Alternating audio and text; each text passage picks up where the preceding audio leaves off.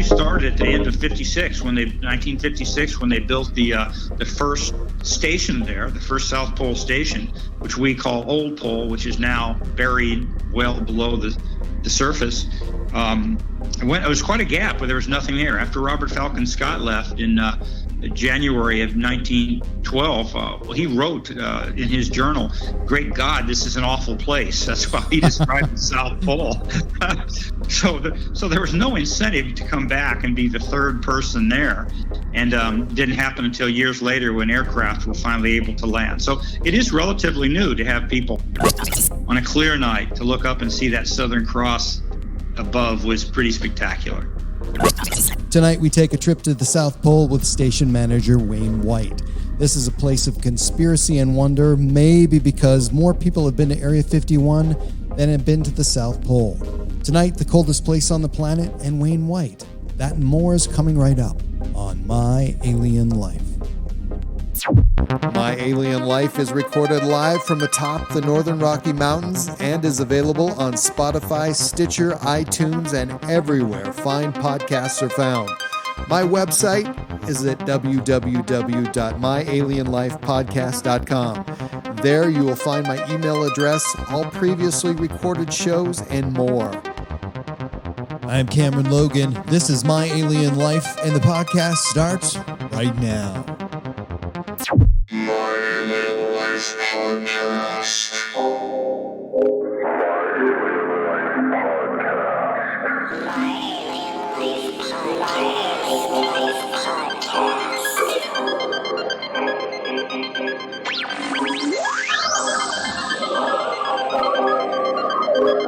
Three, two, one, zero, and liftoff.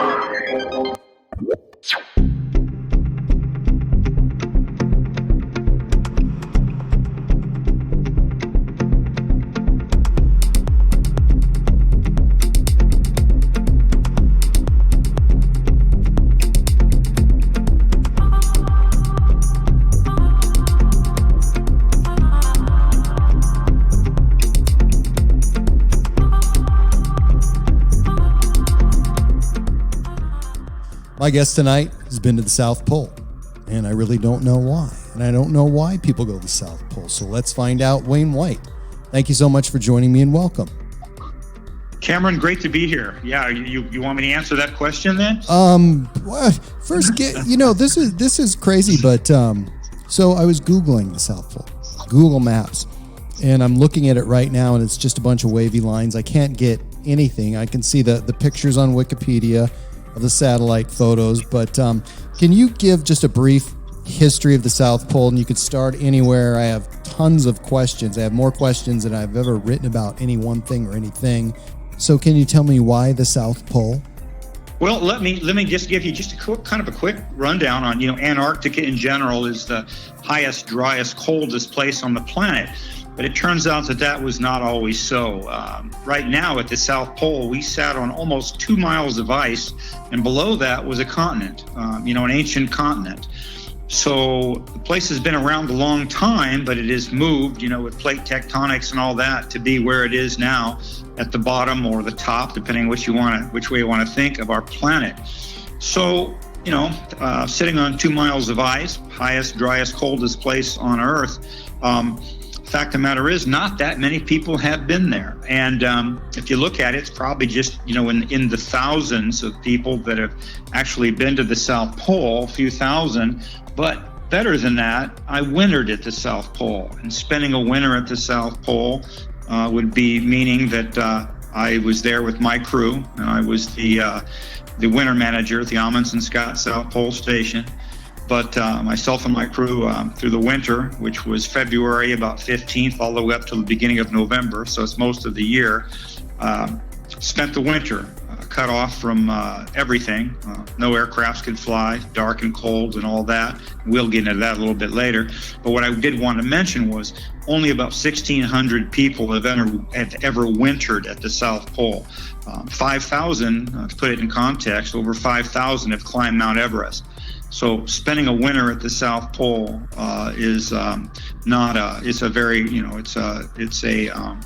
a rare occurrence, and I happen to have done 3 winters. Briefly, my big interest in it wasn't so much the beauty of the ice and all that. It was, I'm an explorer, and I'm very interested in the great struggle that occurred mostly during what we call the heroic age of exploration, when guys like Roald Amundsen and Robert Falcon Scott and Ernest Shackleton were all trying to become the first to reach the South Pole. Scott and his group died down there. Amundsen made it, and Shackleton was stopped within 100 miles of the pole. But that great struggle during the heroic age of exploration was my big interest. And in 2016, I joined the U.S. Antarctic program and ended up doing 3 winters. How's that for a start? Yeah, 3 winters. And do they actually? I know I saw a picture of you prior to Total Darkness of Winter, but they actually set you there before it actually turns totally dark, and you get to see it a little bit. Yeah. We most of the crews generally a winter over crew. Now the summertime is kind of a busy time. At the summertime, the station can hold about 150 people, and that's when a lot of science happens. That's when a lot of maintenance occurs. And summer being short, November 1st up till February 15th. But during that time, it's 24 hours a day of light, and the temperatures are more temperate. The average temperature might run around minus 10 or something, 20, something like that, and can actually get a little bit above zero. Never anywhere near above a freezing point, but slightly above zero. That's warm for us winter overs that then spend the rest of the year. But when we go down there, we still got light, and then there's the gradual change to total darkness, where we have about 5 months where it's totally dark, and the minus temperature, or the average temperature, runs around minus 75 Fahrenheit. Wow.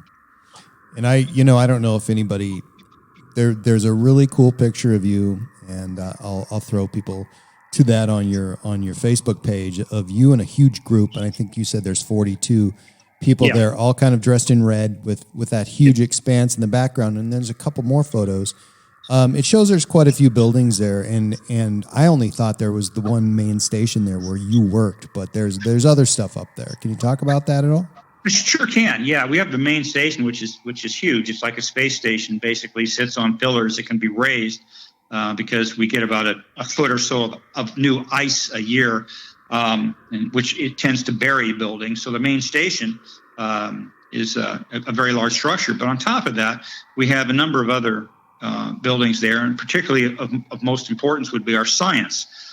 Things like the Ice Cube Laboratory, which, if you can imagine, is a neutrino detector. And how that works is, imagine a cubic kilometer of ice, a big ice cube, basically, a cubic kilometer, in which we've placed 5,400 of these detectors that will detect neutrinos flying in from distant galaxies. So the ice cube is a major project.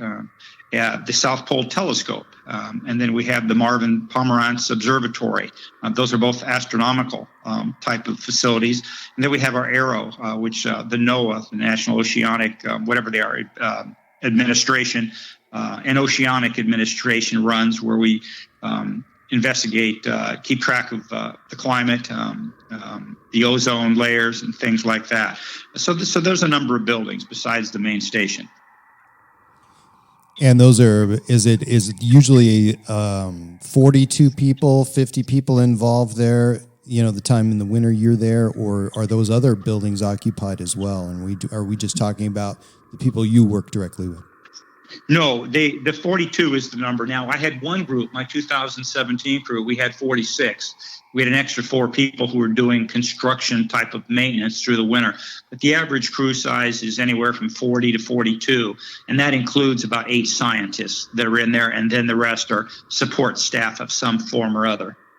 Now, I'm 55 years old now. When I think about it, the history of actual occupation isn't that old, right? I mean, no. It started when?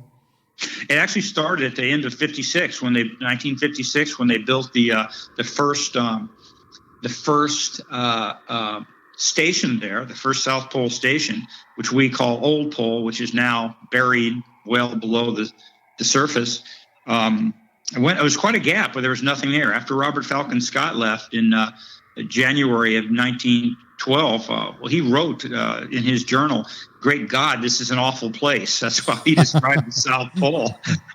So there was no incentive to come back and be the third person there, and didn't happen until years later when aircraft were finally able to land. So it is relatively new to have people, there and then have a constant, permanent presence. I did know there was land there, but I couldn't visualize what kind of aircraft would land there until I saw your photo. So are you ferried back and forth via military aircraft? Usually. Now, I would come in early, being the station manager, so to relieve from the past winter, and I would come in on what they call a Basler. It's a modified DC-3, a very old aircraft. The airframe goes back to the 1940s, but being as archaic as it is, even though they're updated with new electronics and things, it doesn't have all the electronics and hydraulics and things that can freeze, and it can run at a little colder temperature. But it's generally the Air National Guard out of New York with the LC-130s that are doing most of the workload down there in Antarctica. So is there a military presence there year-round, or is there a military presence there at all? Well, let's put it this way. The Antarctic Treaty forbids the militarization of Antarctica, and the United States is one of the signatories of that. However, the military functions as far as not in a militaristic thing. There's no weaponry. There's nothing like that. But they do support, as they have done since Admiral Byrd was there, they support as far as by their transport and such. So they're there, not, but it's basically just for transport type purposes. So what are the challenges flying in and out of there? Do you have to have a fuel station for incoming planes? Yeah, the challenges are they are there's nothing like South Pole weather, and we at the pole actually have a fueling station there for the aircraft that need to fuel. Now, an LC-130, interestingly enough, can make a round trip from McMurdo on its tank and actually can deliver fuel to us. And we were doing that in the summer times where they were actually delivering fuel to us. But the Baslers and the Twin Otters that come through there that do field research, we had to be able to fuel them. So we actually have a fuel setup there at the pole. There's very little information about the South Pole on Wikipedia. Believe me, I looked. I for the life of me, I can't figure out why, because there's some interesting activity. Is it just that people are tight-lipped what goes on there, or they just don't care about updating Wikipedia? I mean, we would love to find out more. Yeah, I don't know. Now, because there's different kinds of information that you'll find on the South Pole or Antarctica in general, and there's some real interesting things. And I don't know, get into this, but there's a lot of conspiracy type theories out there, and people will ask me questions about the aliens I encountered, and all the strange things going on, which I didn't.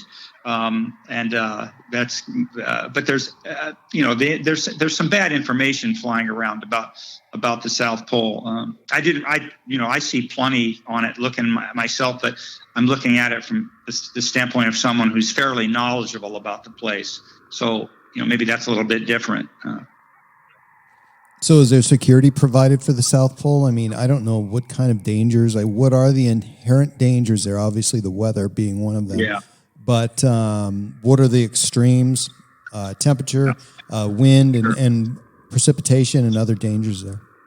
Well, Cam, the big danger is of course the environment there.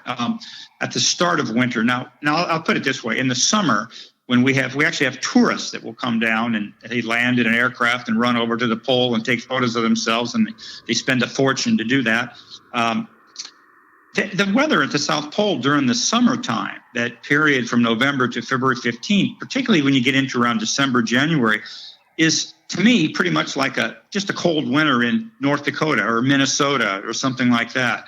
However, that changes once you hit around February 15th, and that weather and that temperature starts dropping. And I always did for my crew a presentation, an all hands meeting, and where I talked about our travel, how we were going to be traveling mostly on foot outside, the things to watch out for. And I got into things like the clothing and such. And you're dealing with a temperature that can get below minus 100 Fahrenheit. On top of that, you've got winds and a wind chill, which I was never a real big believer in wind chill, but I am now, particularly when you're dealing with a minus 80, and then you've got 20 knot winds. That's vicious, really is. Yeah, I've been in, I'm in northern Montana. We've had some cold winters and plus high elevations, and it's just crazy what the wind does. It's just a game changer. So how do you make sure that that's not a game changer for you when you're out there in the weather and all of a sudden it changes? Well, the good thing about the South Pole is that in general the weather doesn't change quickly.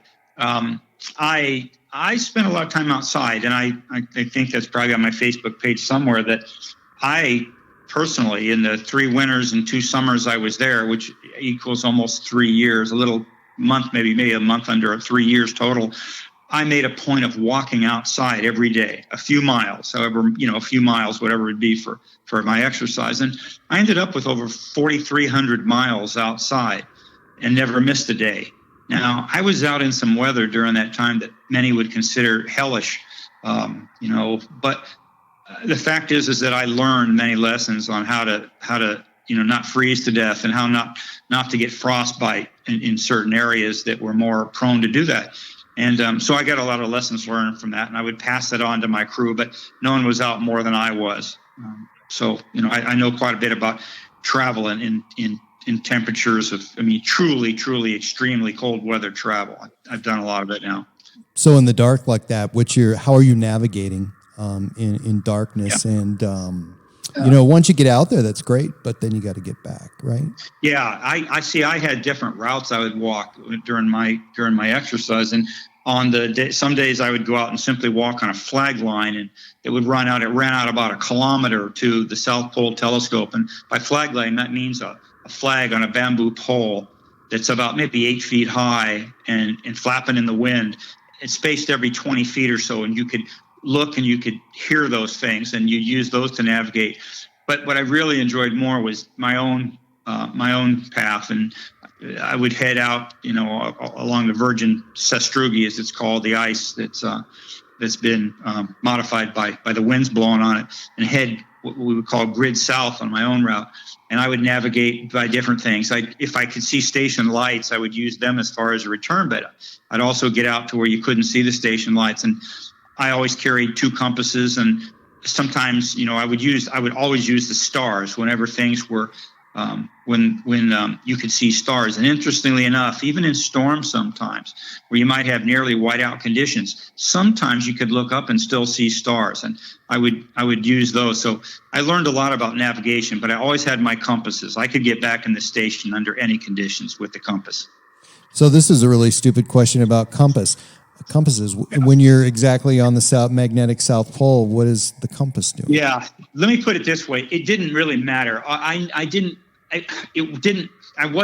just say it wasn't necessarily accurate that it's pointing south, north, east, west, but I knew on the compass what I had to look at to find my way back. I knew that, for example, when I was out, grid south, if I stayed on what was 60 degrees on the compass, a heading of 60 degrees, and I was out a certain way, I could get close to the station and come back. Was I accurate? Because you've got, magnetic things going on, and it's not true north and all that, but it didn't matter. I kind of calibrated that ahead of time in my mind to what I would look at the compass that would get me back to the station. So I had that worked out depending on the routes I would take.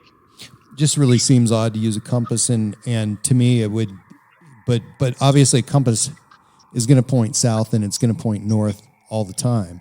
So it's going to point somewhere. And it points somewhere, and it stays consistent. Right. So in that case, it wasn't really 60 degrees, but I knew that would get me back 60 degrees. It would get me close to the station. The number meant nothing really, but it was simply, it would be consistent each time. And I knew if I was heading out toward, the grid south area and out past our communications areas and out past where our skiway was during the summer, I could get back just by staying on that heading. Plus other navigational things, and one of the easiest is just the wind direction. Wind doesn't change radically fast there as far as direction. So if you've got it blowing on a certain side of your face, keep it at that same side of your face, and you'll be, you can. It was another aid. Right. And so talk about, I was looking at the fur that you were wearing, and somewhere I saw on your post that you had that made. What is that exactly, and how effective is that against cold?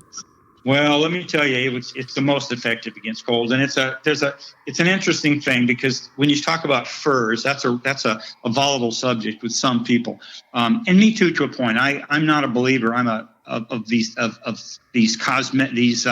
furs that people are wearing as fashion statements with some animal raised in a cage somewhere and then mutilated and killed. What I was wearing was a copy of what I had made was a copy of what Roald Amundsen wore on his northern expeditions at the turn of the century, and that was based on Inuit culture and an Inuit anorak design. I had that made. Siberian wolves, which at the point were in a real overpopulated state in Russia, coming into villages, killing livestock, killing pets, and threatening, bold enough to threaten people because they were coming in large packs. So those wolves were something that they, there's plenty of them, but they killed a few. And there was nothing warmer than those wolf skins. I would wear those, or I had a walk once 7 miles in minus 104 Fahrenheit. And I was totally warm wearing those wolf skins. Now, let me say this, and a lot of people might not understand it, but those wolf skins to me had a power. Those things gave their lives. They died. And when I wore those, I felt I could feel those wolves still, and I much appreciated, and I hope for forgiveness from them for, giving their lives and their fur for me. But I was out in an environment it's like nothing on this planet, and they were warmer than any of the new polyester, whatever you want to call it, the new synthetic type things. And I loved them, and I cherish them, and I still do. Is there any wildlife there? No. There's nothing at the pole itself. Now, Antarctica, around the continent, around the coastline, right, it teems with wildlife. The sea life, the sea lions, the killer whales, all the different birds, all kinds of things. But when you are at the South Pole, you've got nearly 1,000 miles and more of ice in every direction, and there is nothing there. So you have to travel a ways. So as far as wildlife, how far do you have to travel to see your first wildlife, and how far do you have to travel to see your first human in any given direction? Yeah, you probably, maybe the Vostok station's about Vostok, the Russian statement. Vostok means east in Russian. That's about 700 miles away. So there's no visitors or anything like that. When you're out there at the pole, especially in the winter, you are alone. In fact, there's a discussion about if you're on the International Space Station, they always I think there's always a capsule, and if they had to abandon the station, they could get in that capsule, and they're only 250 miles up, I believe. Right. They're like low Earth orbit or something. We can't do that at the pole. We're much farther away, and for them to mount, to get an aircraft down there in the winter is a very difficult thing. So there's probably nothing on the planet more cut off than being at the South Pole in the darkness of winter.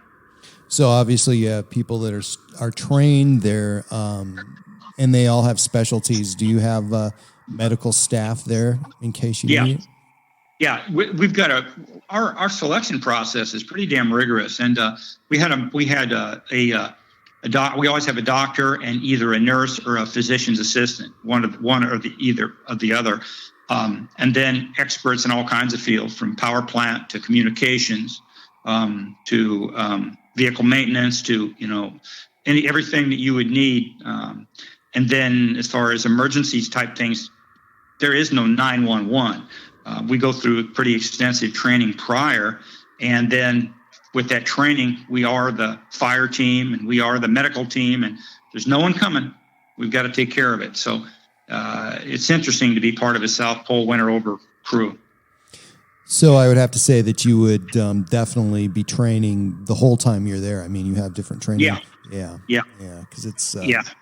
Absolutely. We drill constantly. There's usually weekly training for each one of the sub teams, like medical, first responders, fire team. They'll do weekly training. And then we would conduct monthly drills, too, to keep people sharp. It goes back to what I learned. I was a Marine many years ago. Well, still a Marine. Once a Marine, always a Marine. But something that we used to say was sweat in peacetime rather than bleed in war. And I believe that. And my crews stayed pretty sharp and fairly, I think, proficient with emergency things, and there was nothing that we ever faced that we couldn't handle. What kind of vehicles do you use while you're there? Well, in the wintertime, not much. It's too cold. It freezes the hydraulics. But in the summertime, there's a lot of like Caterpillar, D8, D7, D6, snowmobiles, pickup trucks even that they'll use in the summertime. But once you get to winter, it's so cold that we found that, funny enough, the most sophisticated, like a Cat D8 with all its computer stuff, we can't use it, or even a D7. But we've got old D6s and other things that are a little more primitive in their electronics and in their workings, and we can get them through the winter, but not much. And in the wintertime, it's basically we're on foot mostly.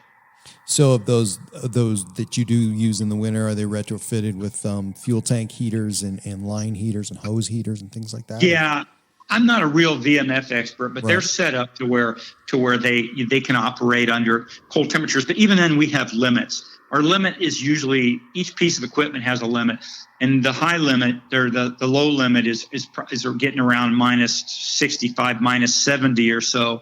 Although we can, in emergency, we've taken things out in minus 100, the most primitive of our equipment, because we have got to fuel the science buildings. We've got to do that. We can't let those boilers and things go without fuel, and we'll take them out in whatever temperature we can. But just realizing that the hydraulics and such will be definitely affected, so we have to be extremely careful. So if you have pickup trucks there, that means you're able to drive on some sort of road. Are you making roads on solid ice? It's solid ice, interestingly enough, and I'm just writing about this. I'm working on a couple of books, but on a book about the South Pole experience, we don't have, or it doesn't happen often, snow like you would have, like you had in Montana or somewhere else. We have these ice crystals, little ice crystals, and it never gets warm enough to freeze, but they pack down real well. So by a road's simply something that maybe we ran over with with one of our pieces of heavy equipment or something and graded it a little bit. But it's basically just packed ice. And then, with large tires and such, we can, in the summertime, get around to places with some kind of conventional vehicles. What's the furthest distance you travel from the station? They've gone out. I don't know how many miles. I really can't answer that for sure. I've heard they've gone out about 50 miles or so. They'll use aircraft, small aircraft, generally, that'll, like a Twin Otter, that will land at the station, pick up people, maybe equipment, and it'll fly out and make a landing. But we can get out a few miles from the station. We try not to get too far out because of this problem with a breakdown or something like that in retrieving people. Is the night sky spectacular? I mean, you're looking at a whole different set of stars. What is that like? Yeah, it can be. There's a couple of things that are of note there. First off, there's, of course, the aurora borealis, australis, that we have for the southern aurora versus the northern aurora. And that can really get going sometimes and be spectacular. But on top of that, one thing that I always liked was many people in their lives want to see the Southern Cross, and they'll get to a place and, hey, they can barely see it. There it is on the horizon. Well, the South Pole is almost straight up. Right. And it's kind of cool. I would always make a point of when I was out on, clear nights, and not all nights are clear. It'll be obscured and things, but on a clear night to look up and see that Southern Cross above was pretty spectacular. Yeah, definitely. How about water, trash, and sewage? What's the procedure?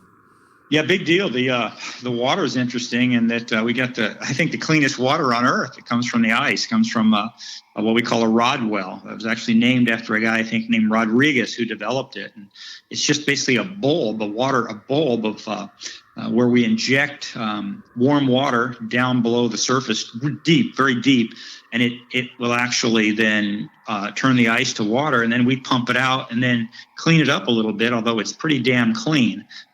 So we don't have to do much to it. So we have some great water. Trash we're very careful with. We try to minimize what we bring in. We try to minimize what we bring out, because it all has to come out one way or another. And then sewage is kind of a sore point. And at this point, we're just kind of storing it there, you could say, for quite a while. But you have sewage. I would imagine you have tanks or something that you put it in. Now we're storing it in the ice. It's actually contained. What we're using is the old well, the old wells that once pumped up water. At a certain point, we go to a new well and then we put the sewage there. And my hope is that someday we'll have the technology and we'll clean it up like we do elsewhere. But it's kind of a primitive process. But I would say this about the sewage. Now, what it is, it's real sewage. We're not mixing it with chemical waste or anything like that. It's basically gray water and human waste. But we're very careful we don't have chemicals and things like that being injected into the ice.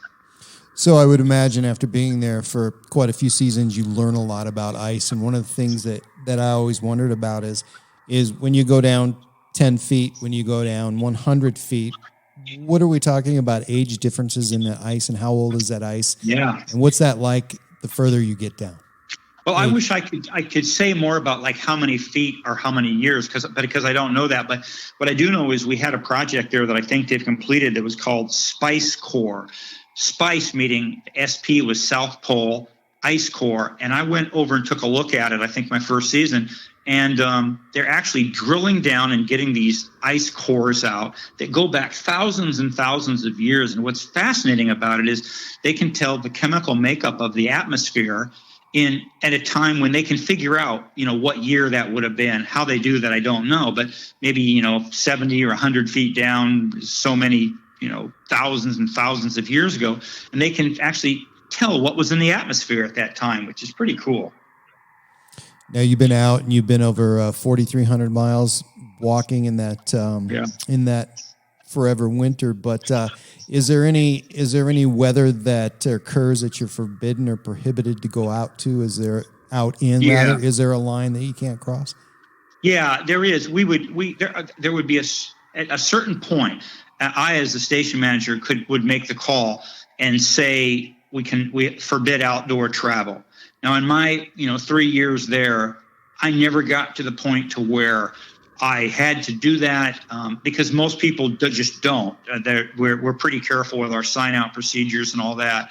I always told myself that if I ever got to a point to where it was absolutely white out, absolutely there's no way, the winds are blowing at some ungodly, that I would simply go outside, and at least I could say I was outside that day. But I personally never had a day where I didn't go, although I could make the call at any time. But I did have a couple of interesting experiences on some days that were pretty marginal. See, the thing is that if I'm putting people out, if our science people are going out on that flag line, for example, I want to make sure I know what the conditions are. So I go out no matter what. And I was out one day, and I almost had to crawl back. It was so bad. And when I got back, I mentioned to one of our people, I said, "My God, how did you do out there today?" And he said, "I'm not stupid. I wouldn't go out there in this." And I didn't say anything. Another time I was out on a real rough day, and I ran into one of my guys on the flag line, ran right onto me.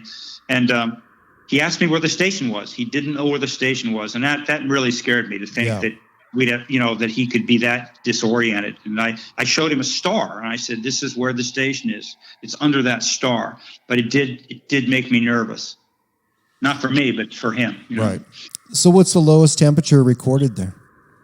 Yeah, it hasn't been as cold recently. Like I think that in the last couple of years we've only had like minus 105, but I think it hit like minus 117 or minus 118 years ago.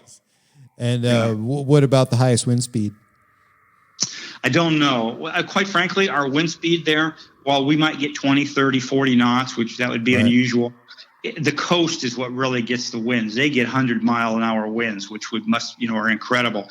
We don't get quite that at the South Pole, but try a 20-knot wind with minus 80. That'll wake you up. Yeah, that's got to be, eye-opening.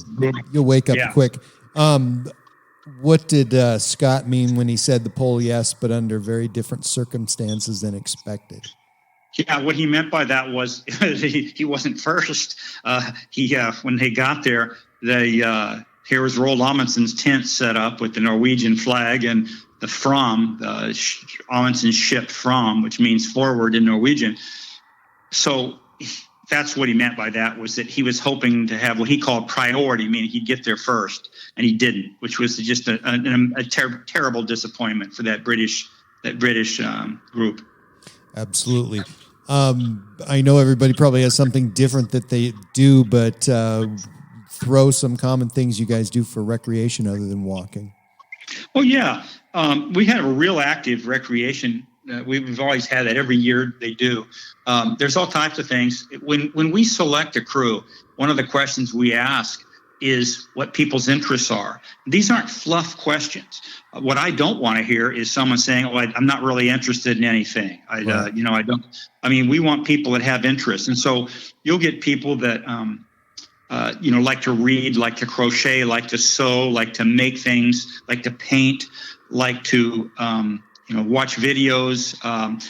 We have a full-size gym, basketball court, a weight room, all kind of a really well stocked library, a greenhouse. People can work in there, and a whole bunch of things for people to do volunteer activities. So there's plenty to do for the kind of person that is adaptable to such a situation. Do you remember the first time there that you looked out over the greatest distance that you could possibly see from there? What was that like? Well, it's probably flying in the Basler and then looking out, looking and seeing. But just being out away from the station, one of the things that's fascinating, especially when you're out of sight of the station, is just looking at that expanse of just desolation. And I personally love that feeling. I really enjoyed it. You're truly alone out there. What's the strangest thing that occurred while you were there? Well, people ask that because they're hoping I had an alien encounter, and I was hoping that, but I know you don't. So. Well, but I tell you what, I had a funny one once where I always tell people, no, sorry, I didn't. And what we do at the start of an Antarctic winter on February 15th or the next Saturday after that, when the station's closed and all the summer people are gone and the last aircraft's gone, we show the movie The Thing, all three versions in the gym. All three versions. Yeah, that is a rite of passage for a South Pole winter crew that we watch The Thing together to prepare them for what's going to happen to us. And I always used to joke. I'll tell you this because I've got it in my book. But I would always make a joke, and I'd get up in front of my crew and talk about I wanted them to study these weapons being used in case we face such a thing in the winter, and some of the tactics that didn't work. And there's also a kind of a, what would you call it? It's a urban legend that we have a station gun, and that I would have a station gun being the station manager. And I'll tell you right now that that's just a myth, but I would ask the crew if they believed that or not. And then I would say, okay, if you believe I have one, how many bullets do you think I had? And I'd always tell them one less than the crew size. So, for a crew of 42, I had 41 bullets, which they understood and laughed. And of course I didn't. But other than that, you were going to get to nothing strange. I mean, out of the ordinary. I had an interesting night one night, and it was an interesting thing that occurred. I was out in darkness, but there was a moon. There was a lot of moon, and there was some aurora, and I was getting some pretty interesting lights. And as I was out about a little less than a mile from the station, all of a sudden, off to my left, I see these spires of light that are going straight up into the sky. And there's 3 or 4 of them. and they kind of move when I'm moving, and I'm looking at these things going, what the hell are those? Because I'd spent a lot of time outside, and I had never seen anything like it. And now here's these moving spires of light that are, going up into the eternity. I couldn't tell what they were. And just for that moment, I thought, holy shit, I've been laughing about this, and now I'm about to be probed. But they were what it turned out to be. I didn't get probed, thank God. And what it turned out to be was simply ice had built up on these large antennas that we had. And it was just a strange reflection from the moon and the auroras coming off. Right. Are you really 11,700 miles from Alaska? Probably. It seems like an eternity, man. So the South Pole marker, I know that there's a historical marker. There's, I'm not sure what's exactly there, but does that constantly have to be moved? And does this happen? And if so, how often? Yeah.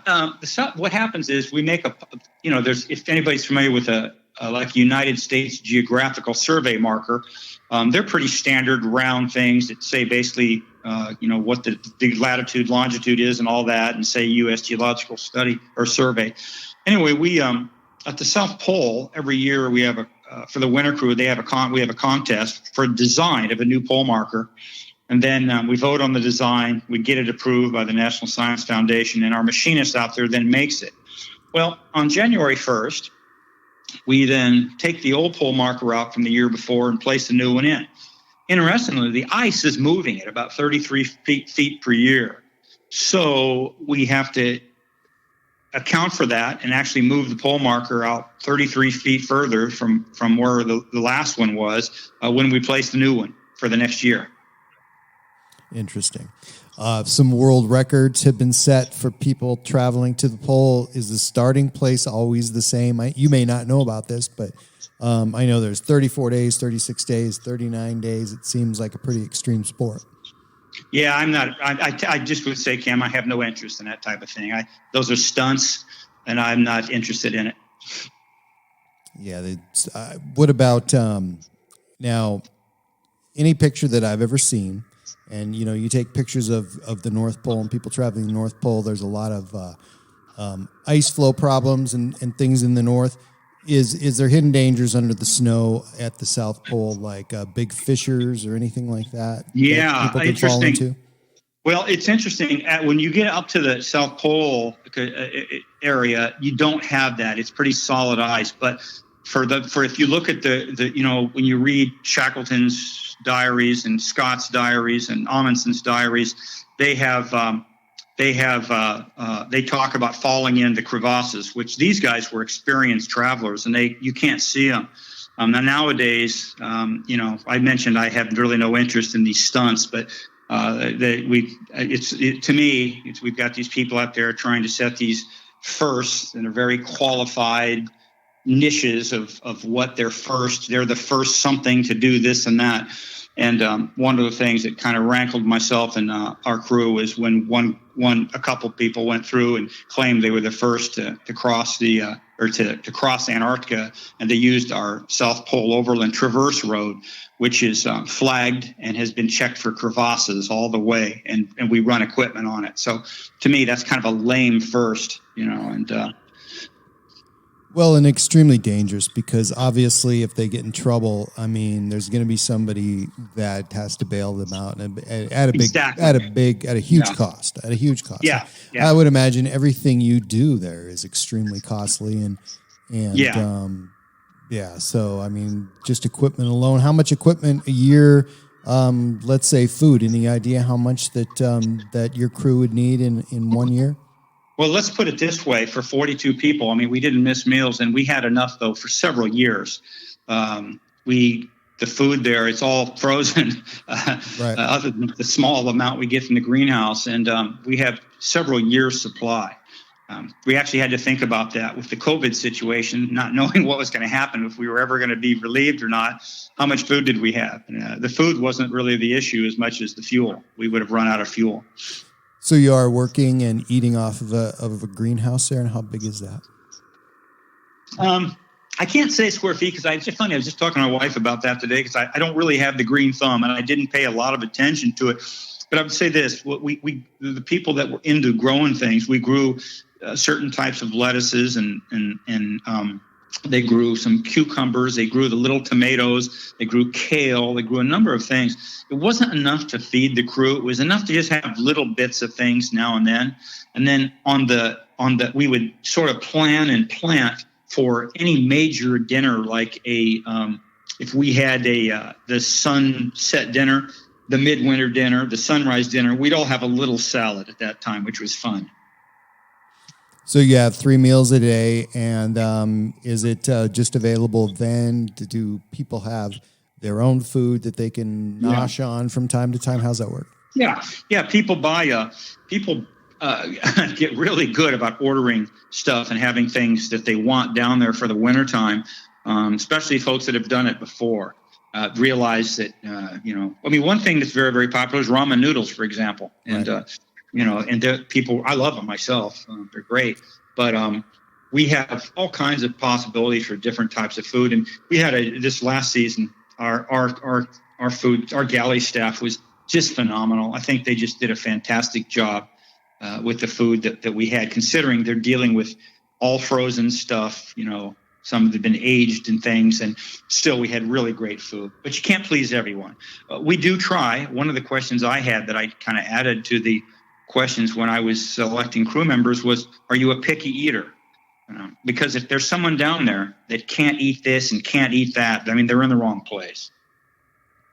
Yeah, I bet you they would give you all the ramen that you could ask for. That's probably one of the cheapest, lightest things they could fly in.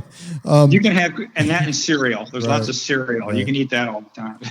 So we kind of bumped on the word conspiracy a couple of times. And where do you think that comes from? Obviously, you're in one of the worst environment for life of any kind ever on this planet. Being at the South Pole and never been any sort of, and the occupation of the South Pole hasn't been that long. So obviously only 42 people, a lot of misconceptions. Why? It would be so hard to do anything there that, other than scientific research on non-human things. Yeah, Cam, that's an interesting whole line of thought. And I haven't paid a lot of attention to the conspiracy stuff other than to say, all I'll tell them is I haven't witnessed it. Boy, I'd love to. I'd love to find something cool like that down there. I would have loved to have. But, anytime you get a place, people being people, you get a place where you really don't know. You've got these incredible extremes, and then one thing can lead to another. That story that I told about the light spires, if I hadn't have checked that out and figured out what it was, someone else could have thought it was, coming down from spacecraft or something. You know what I mean? So people being people, I think we look for that stuff. I love this stuff myself. I love the thought of it, but I witnessed none of it. So, well, and it has to be the largest uninhabited place naturally on Earth. It always has definitely been. So, it's amazing. So you were talking about the ice and the moving of the ice, and I know that facility. You said that you can raise a facility. Can you move the facility, or would you ever have to move the facility? We can't. It's not really set up to be moved. It's simply set up to be raised. And what it is they've done a great job of checking wind direction, probably from years of data, to where they've got it where it predominantly faces into the wind. That creates kind of a vortex thing underneath it, or I don't know what you'd call it, not a vortex, but where the wind kind of picks up and blows through underneath it, and it scours it. And then it can be raised so it won't end up buried like the old dome had happened, and then also, of course, old pole prior to that. There, I'm sure somewhere there's already the rough designs for a new station, and they'll go, probably whatever the next hi-fi type thing is, and energy conservation and all that. But the station that's there now is a work of art and should be good for another 10 or 20 years, I would think. So previous stations that were there are buried now? Yeah, they're gone. Now they took the old pole. It was interesting. That was built in 56, 57. And that just ended up being buried until they were using tunnels to get from one place to the other.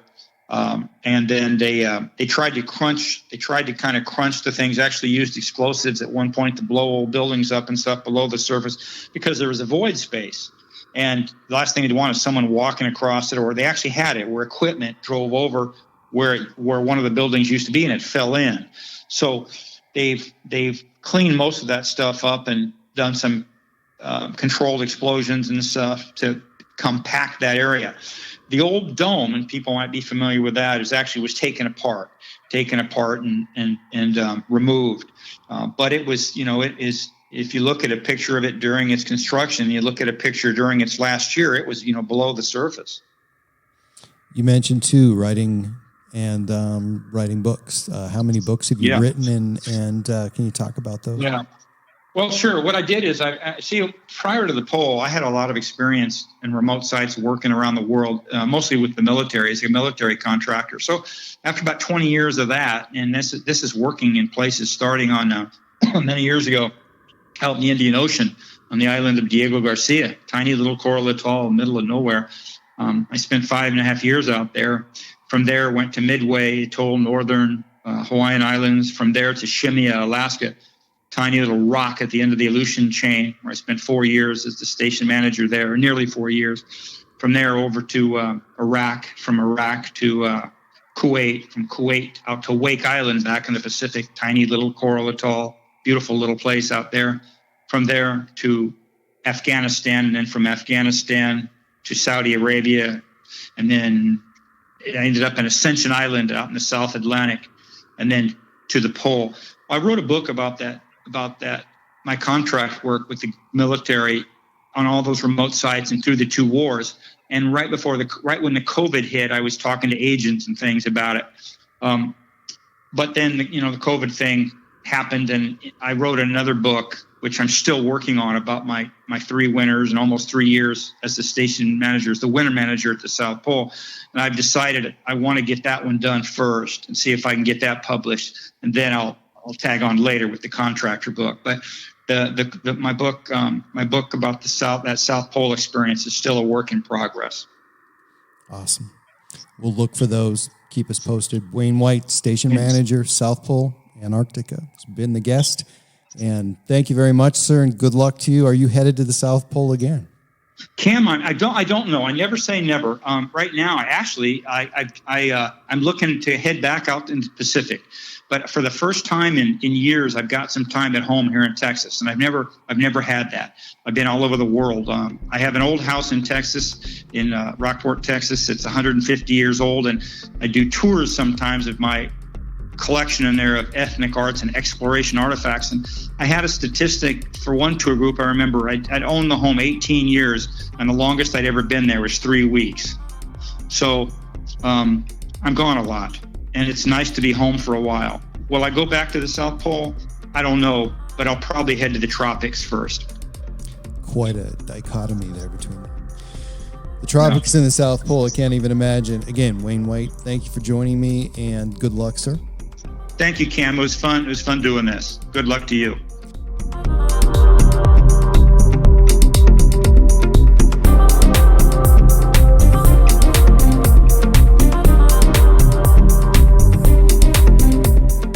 You can find my website at www.myalienlifepodcast.com, and please subscribe to my latest downloads at iTunes, Spotify, Stitcher, and at podbean.com. And please follow me and like me on Facebook and Twitter. My Alien Life is written and produced for broadcast at Studio 254 in the Northern Rocky Mountains. The music you are hearing is produced and created by Elion. You can find all Elion's work online at Heart Dance Records.